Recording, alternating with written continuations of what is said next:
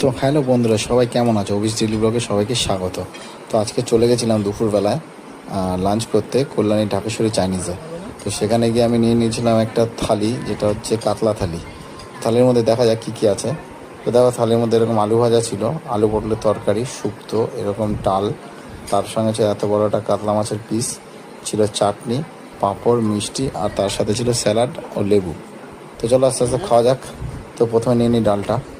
তো হ্যাঁ, ডালটা বেশ অনেকটাই ঘন ছিল, কিন্তু ডালটা ঘন বলতে বেশ ভালোই ঘন। তো চলো একটু ডালটা দিয়ে অল্প করে খাই, দেখি ডালে কী কী দেওয়া ছিল।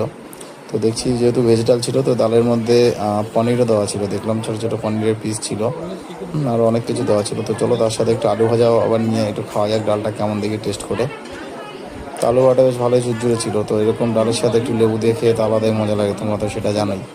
তো যাই হোক, একটু লেবু টেবু দিয়ে খাওয়া যাক। তো আমরা যেহেতু তিনজন খেতে গেছিলাম, বাকি দুই দাদারা তারাও নিয়েছিল এই কাতলা থালিটা। তো ফার্স্ট টাইম এখানে কাতলা থালি ট্রাই করছি, দেখা যাক কেমন কি টেস্ট। তো হ্যাঁ, কাতলা থালিটা ঠিকঠাকই আছে আপাতত। ডালটা যেটা ছিল, ডালটা প্রথমে নিলাম, এখনও বাকি পোর্শনগুলো খাইনি। ডালটা আপাতত ঠিকঠাক আছে। তো ঠিক আছে, ডালটা খাওয়া যাক, তারপর আসছি নেক্সট আর কী কী আছে সেগুলো তোমাদের সাথে শেয়ার করছি।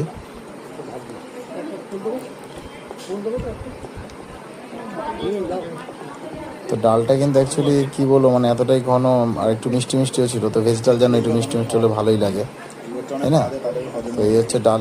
তো নেক্সট এবার নিয়ে নিচ্ছি, চলো যে আরেকটা যে পোর্শন আছে সেটা হচ্ছে গিয়ে পোস্ত। তো দেখো, পোস্তর মধ্যে যা যা সবজি ছিল সবই ঠিক আছে। তবে হ্যাঁ, পোস্তটা আমার মনে হয়েছে যে একটু পাতলা, মানে পোস্তটা একটু ঘন হতে পারতো। যেটা হয় না, পোস্তে যেগুলো দেয় সেগুলোতে একটু ঘন ঘন লাগে। আর টেস্টের দিক দিয়ে দেখতে গেলে হ্যাঁ, টেস্টটা ঠিকঠাকই ছিল পোস্তর, কিন্তু আমার মনে হয় পোস্তটা আর একটু ঘন হতে পারতো। তো জানি না তোমরা আর বাকিরা যারা যারা এখানের এই থালিটা খেয়েছো তারা অবশ্যই জানিও তোমাদের কাছে পোস্তটা কেমন লেগেছে। আর তোমার মতো জানো আমি খাবারটি লঙ্কাটা খাই, তো একটু লঙ্কাও খেয়ে নিলাম। তো নেক্সট জিনিস সেটা হচ্ছে আলু পটলের তরকারি। হ্যাঁ, এই হচ্ছে এরকম একটা আলু পটলের তরকারি ছিল। তো ঠিক আছে, আলু পটলের তরকারিটা খারাপ দেখতে, খারাপ লাগছিল না, এবার টেস্টের ব্যাপার, টেস্টটা কেমন কী হয় সেটা হচ্ছে দেখার বিষয়। তো সেটা আস্তে আস্তে খাই, তারপর সেটাও তোমাদের সাথে শেয়ার করি। আর ভাতের কোয়ান্টিটি বলতে গেলে অনেকটাই ছিল মোটামুটি। হ্যাঁ, একজনের জন্য এনাফ ভাত। আর সেকেন্ড টাইম ভাত লাগে না, কারণ তার সাথে যা যা সবজি থাকে সব মিলিয়ে তো ভাতটা হয়ে যায়। হ্যাঁ, পটল আলু যে তরকারিটা ছিল সেটাও ঠিকঠাকই লেগেছিলো আমার আপাতত। তো আলু পটল তরকারিটাও মোটামুটি আপাতত হ্যাঁ ঠিকঠাক বলতে হ্যাঁ অ্যাভারেজ ছিল, এটাই বলতে পারি। তো নেক্সট এবার নিয়ে নিচ্ছে হচ্ছে মাছ, যে কাতলা মাছের তরকারি দিয়েছিল। তো এই হচ্ছে সে কাতলা মাছের ঝোলটা দেখছো, এরকম কাতলা মাছের ঝোল। আর তার